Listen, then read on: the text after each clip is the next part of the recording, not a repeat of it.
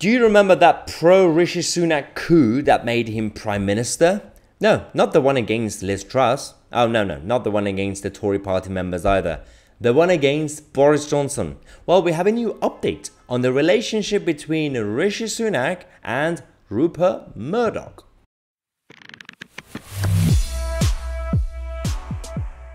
What a shock! It's so surprising that the corporate media have influence inside the British political system.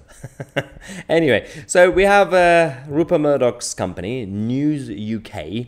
That includes a number of newspapers like The Sun, The Times. It also includes Talk TV, Times Radio thingy, and the other stuff. And yeah, there's a lot of companies all in one huge building.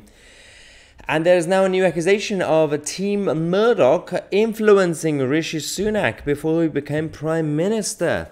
Again, this is not the first time Rupert Murdoch had influence in British politics directly. He had massive influence when it came to Tony Blair in 1997, and up to a point where when his empire, especially the Sun, endorsed a party or party leader, everything changes and that party becomes a party of government. Anyway, Boris Johnson, his wife Carrie, and Rishi Sunak all received a fine over the Partygate stuff, remember? Somehow, everyone only focused on Boris Johnson, to bring down Boris Johnson for standing next to a birthday cake for 10 minutes that he didn't eat. But nobody talked about Rishi Sunak. Nobody talked about Rishi resigning, right? He was in the photo as well. Right there, you can see.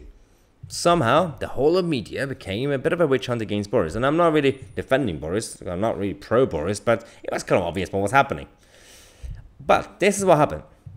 12th of April, Rishi Sunak was fined, like Boris, over Partygate, rightly or wrongly. And then he had a conversation with Team Murdoch and people who were involved with the Murdoch company about resigning then. They advised him not to resign in April.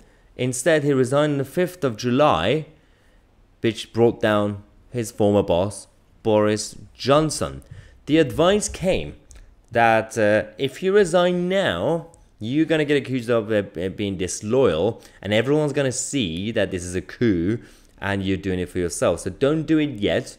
Keep quiet and do it in a couple of months, and then that's how you get to power. This was the advice coming from Team Murdoch, allegedly.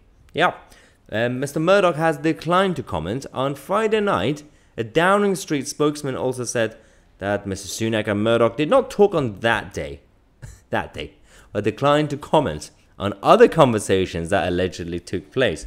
It's brilliant. I love the spinners, basically, in government who go around saying, okay, we have to deny something, but legally and morally, we can't deny the whole thing. So let's get specific.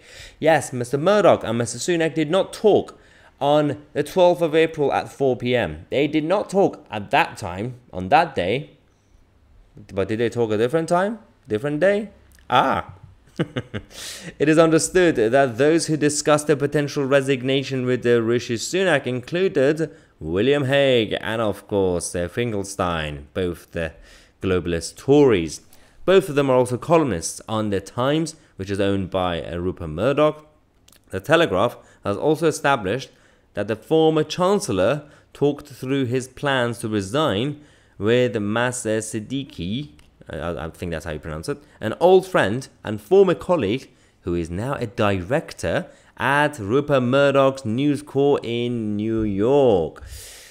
Oh, the tentacles. Oh, the tentacle. Oh, the sycophants in British media and British politics. They all love each other. Anyway, other disclosures include, thanks to the Telegraph exposing this, Rishi Sunak asked members of parliament in the Treasury to back him in a future leadership race. This was in February 2022, 5 months before Boris Johnson resigned and triggered a contest. So we know that. Rishi Sunak was already planning this months before.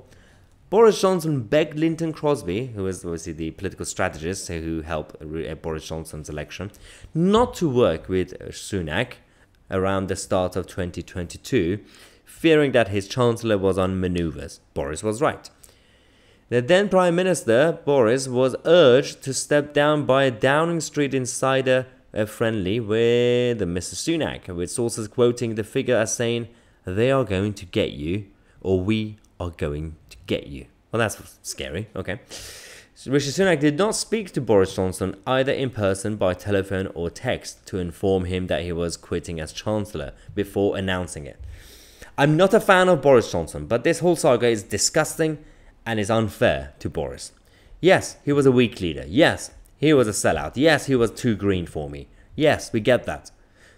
But the treatment of Boris, a democratically elected Boris Johnson, is not right.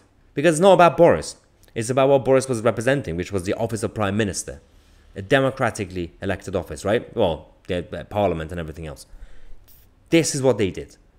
This is disgusting, it's immoral, and it should be wrong and illegal constitutionally, but it's not. So this dirty stuff is not abnormal in British politics, and it's always going to happen, but somebody needs to start having a radical conversation about massive changes in the system.